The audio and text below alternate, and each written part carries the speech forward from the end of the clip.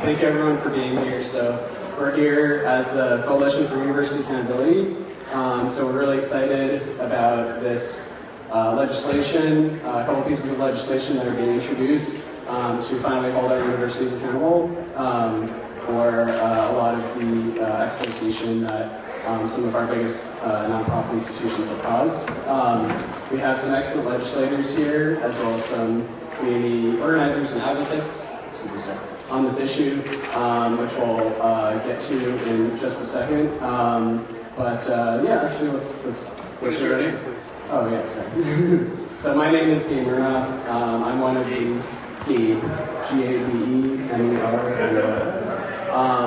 and I'm one of the organizers in the Coalition for University Accountability.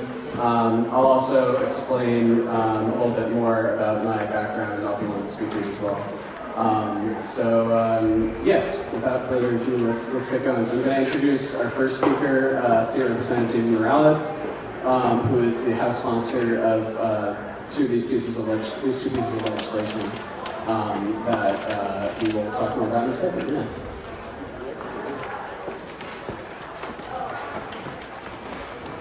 Thank you all again for taking the time to join us.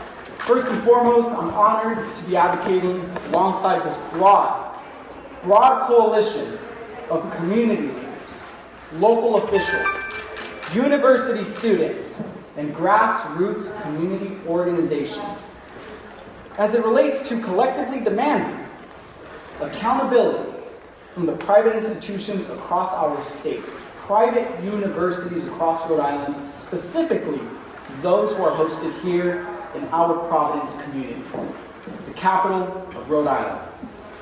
So for decades, Brown University and other wealthy private universities have taken advantage of our community by continuously expanding their tax-exempt footprint, which in turn has led to gentrification, the displacement of working people, and most of all, forcing Providence to manage essential city services such as basic sidewalk and road repairs with a limited tax base that continues to be deteriorated and depleted from.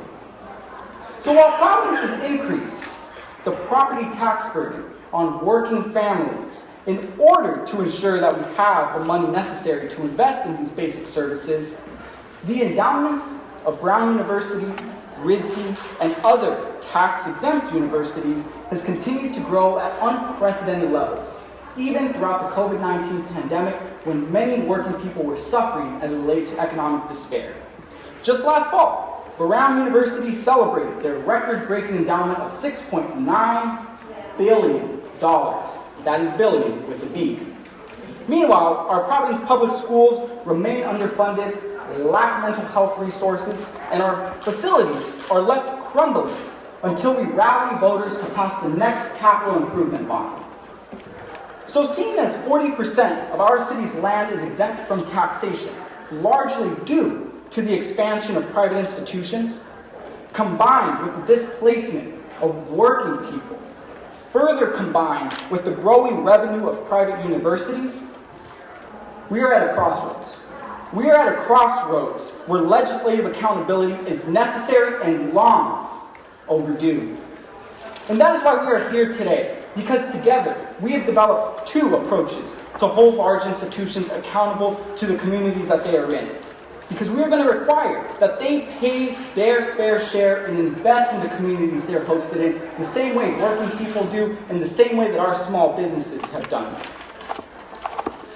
So the first piece of legislation is House Bill 7956, which would allow cities and towns to essentially end their payment in lieu of taxes pilot agreements and instead allow them to tax all of the property owned by private universities.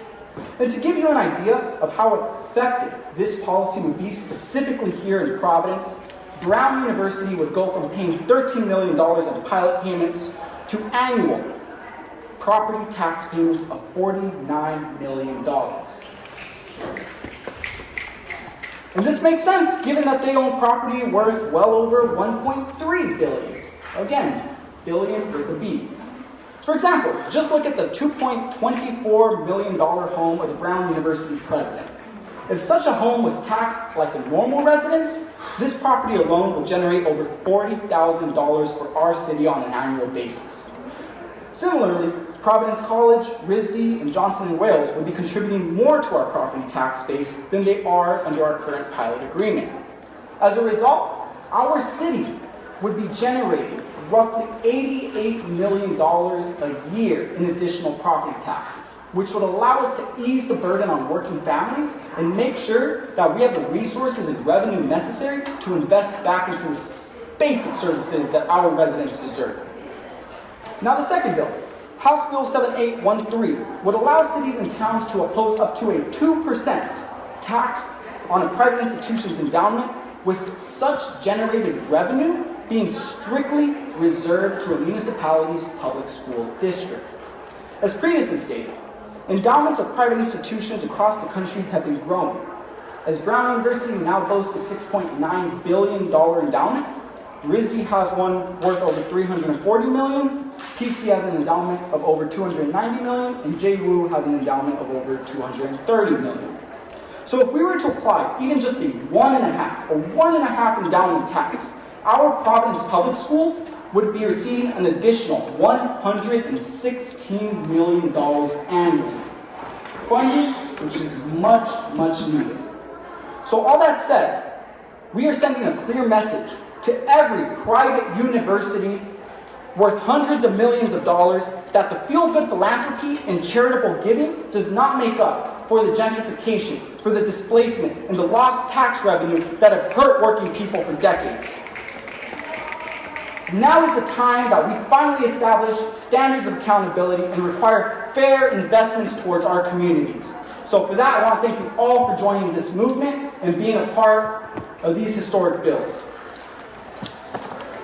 And before I close, I would also like to acknowledge some of the Providence City Council candidates we have before us, such as Corey Jones and Miguel Sanchez, who, from my understanding, are in support of such bills alongside mayoral candidate Gonzalo Puerlo. Because this is the reassurance that candidates who are running for office to represent our local cities and towns understand the responsibilities that these private institutions owe to our community. Thank you.